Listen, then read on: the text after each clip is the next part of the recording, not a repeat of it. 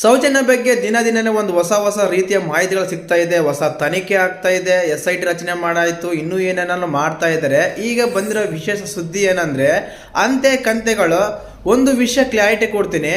ನಮ್ಮ ಧರ್ಮದ ಬಗ್ಗೆ, ನಮ್ಮ ಕ್ಷೇತ್ರದ ಬಗ್ಗೆ, ನಮ್ಮ ದೇವ್ರ ಬಗ್ಗೆ ಮಾತಾಡಿದ್ರೆ ಇವರಿಗೆ ಪೇಮೆಂಟ್ ಸಕ್ಸಸ್ಫುಲ್ ಆಗಿದೆ, ದುಡ್ಡು ತಗೊಂಡು ಮಾತಾಡ್ತಾ ಇದ್ದಾರೆ, ದುಡ್ಡು ಸಿಕ್ಕಿದೆ ಅಂತೆಲ್ಲ ಮಾತಾಡೋರು ಒಬ್ಬ ಯೂಟ್ಯೂಬರು ಸಮೀರ್ ಅನ್ನೋರು ಅನ್ಯ ಧರ್ಮದವರು ಇನ್ನೊಂದು ಧರ್ಮದ ಬಗ್ಗೆ ಕೆಟ್ಟದಾಗಿ ಆ ಸ್ಥಳದ ಬಗ್ಗೆ, ಆ ಕ್ಷೇತ್ರದ ಬಗ್ಗೆ ಕೆಟ್ಟದಾಗಿ ಮಾತಾಡಿದ್ರೆ ಮತ್ತು ಅವ್ರಿಗೆ ಪೇಮೆಂಟ್ ಆಗಿರಲ್ವಾ? ಈಗ ಬಂದಿರೋ ಮಾಹಿತಿ ಏನಂದರೆ, ಊಹಾಪೋಹಗಳು, ಅಂತೆ ಕಂತೆಗಳು, ಇದು ಕನ್ಫರ್ಮ್ ಅಂತ ಸೋಷಿಯಲ್ ಮೀಡಿಯಾ ಹರಿದು ಆಗ್ತಾ ಇದೆ. ಏನು ಗೊತ್ತಾ, ಪಾಕಿಸ್ತಾನದಿಂದ 7,82,000 ಒಬ್ಬ ವ್ಯಕ್ತಿಯಿಂದ ಸಮೀರ್ ಅವರ ಅಕೌಂಟಿಗೆ ಕ್ರೆಡಿಟ್ ಆಗಿದೆ ಅಂತ.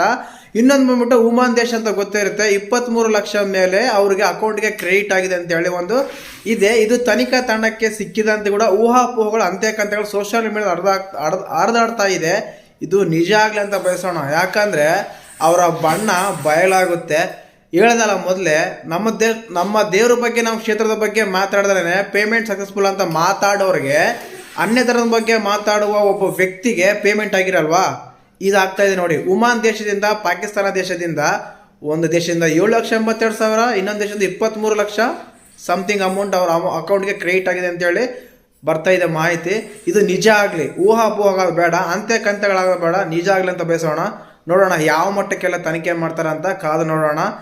ಜಯ ಸಿಗುತ್ತೆ ನಿಧಾನವಾಗಿ, ಬೇಗ ಸಿಗಲ್ಲ.